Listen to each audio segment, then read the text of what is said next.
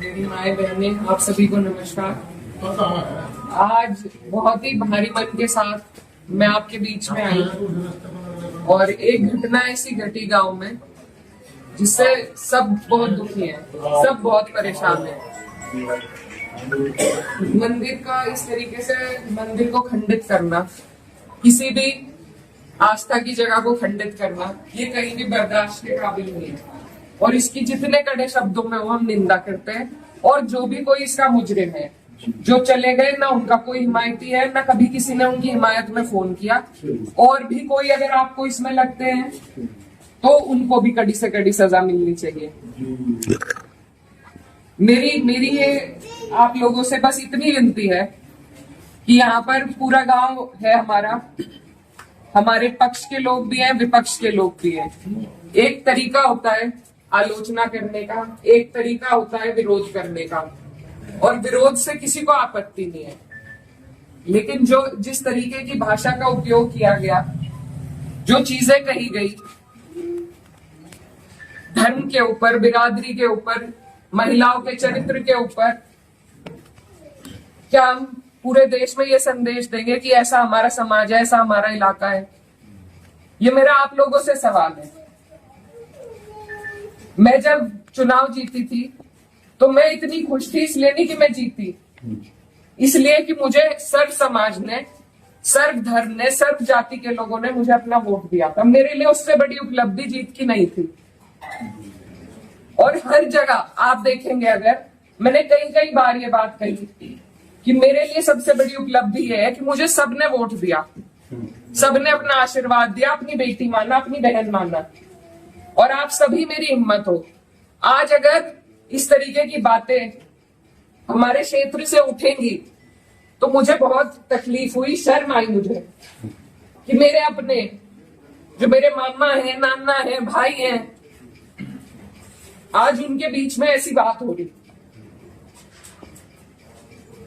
और ये सिर्फ मुझे गाली नहीं है, मेरे इलाके की, मेरे समाज की, मेरे इस इलाके की जितनी भी बेटियां हैं, जो मुझे ये आके कहती थी कि दीदी हम भी आपकी तरह आगे बढ़ेंगे, हम भी आगे निकलेंगे, उन सबके कदम इससे डगमगाएंगे। और मुझे ये बात बर्दाश्त नहीं। मेरे पे तरह तरह के सवाल उठाए जा रहे हैं। मैंने कभी धर्म की राजनीति नहीं करी, कभी जात बिरादरी की भी नहीं राजनीति करी।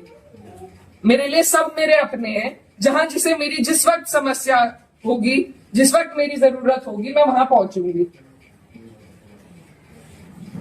मेरा परिवार बहुत सालों से, लंबे अरसे से राजनीति में है, आप लोगों के आशीर्वाद से।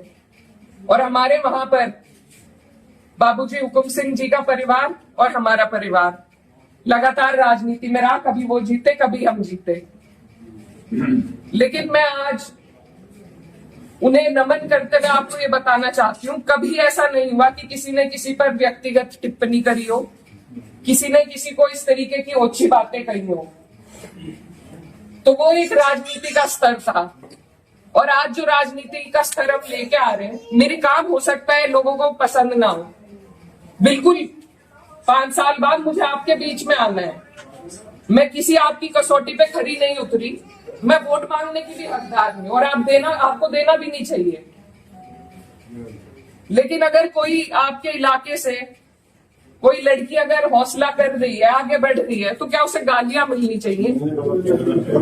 क्या मैं आपके समाज की बेटी नहीं हूं? ऐसी बातें रोज देख कर कि इन्होंने तो धर्म बदल लिया था, ये तो सब हमारे इतिहास का हिस्सा है। इसका जवाब मैं दे सकती हूँ या कोई और दे सकता है क्या? मुझे किसी ने कहा कि अपने पिता की तरह कभी कभी खनक आती है आवाज में, तो मैं वो बात बदल नहीं सकती। मेरे खून में शामिल है, बिरादरी भी खून में शामिल है। निकाल लो, आप निकाल लो मेरा खून।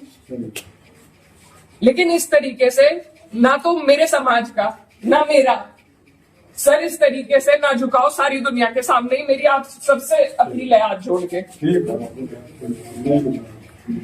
मैंने कभी नहीं कहा, कभी नहीं करी मैंने धर्म की राजनीति, ना मैं करूंगी।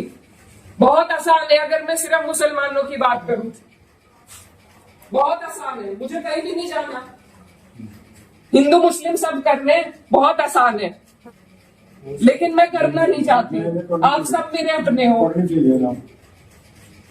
और मैं करूंगी भी नहीं। कोई कितना ही धकियाए, ये मेरी कसौटी है और पूरे 4-5 साल जो भी मेरा टाइम बचा उस पर मैं खरी उतरूंगी। मैं कभी भी इन लोगों से दब के उस रास्ते पे नहीं चलूंगी जहां ये मुझे चलाना चाह रहे हैं। मेरे इलाके ने जो सबका, हम सबका सर ऊंचा करा, दिल्ली की मीडिया तक ने इस पर रिपोर्ट बनाई कि वहां से ऐसा उदाहरण पेश हुआ है कैराना से। ये उस उदाहरण को तोड़ने की और सिर्फ अपने लालच की, सिर्फ अपने लालच की राजनीति में जो लोग इस तरीके से समाज को तोड़ रहे हैं, तो वो पहले मेरे पत्थर मारे, मुझे गाली दे, मैं सबसे आगे रहूंगी, लेकिन मैं इस काम से हटूंगी नहीं। आप सब मेरे अपने हो, मैं किसी को नहीं छोड़ूंगी। और ये जो लोग हैं, जो बात अभी मामा जी ने कही कि ये जो लोग हैं जिनको आजकल महापुरुष की उपाधि दी जा रही है, महापुरुष अगर कोई है तो बाबू हुकुम सिंह जैसे लोग हैं। ये नहीं है जो समाज को तोड़ रहे हैं, जो हिंदू मुस्लिम का विवाद पैदा कर रहे हैं। हमारा ये गांव, आसपास का जो इलाका है, सबसे पहले अपना पड़ोस होता है, बाकी चीजें बाद में होती है। और जब पड़ोस में ही इस तरह की नफरत भर दी जाएगी, बो दी जाएगी, तो बताइए हम कहां जाएंगे। आज मैं इस गांव में आई, मेरे पे ये भी इल्जाम लगाए गए कि 10 दिन से आई नहीं। पुलिस का हाल देखो यहाँ पर, रात से प्रशासन का मेरे पे फोन है, आप क्यों जा रही हो वहां। क्यों ना जाऊं मैं, मेरा इलाका नहीं है ये, कौन रोक देगा मुझे। लेकिन हम इसलिए नहीं आए क्योंकि खोसपुरा में 13वीं थी, उस वजह से उस सम्मान में हम राजनीति की बात करने आपके बीच में नहीं आए। लेकिन हर बात के विवाद बढ़ाना, इल्जाम लगाना, आज आपके बीच में आके धरातल के जो हालात है वो भी सामने आए। आप लोगों ने कई बातें बताई, कमेटी को लेकर बात बताई, वो सब भी जांच का विषय है।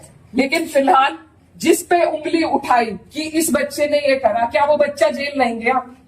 उसके गार्जियन भी गए। अगर मैंने हिमायत करी, आप मेरे 10 जूते उठा के मारो। उसी दिन वो लोग जेल गए, उनके गार्जियन जेल गए। और अगर और भी कोई होता, कोई भी हो, मुस्लिम हो, मेरे परिवार का हो, मेरा सगा हो, कोई ऐसी हरकत करेगा तो उसे सजा मिलनी चाहिए और कड़ी से कड़ी सजा मिलनी चाहिए।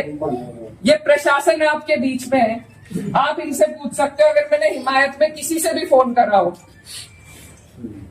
कि नहीं उन्हें छोड़ दो, वो मुसलमान है, लेकिन मुझे इतना अफसोस हुआ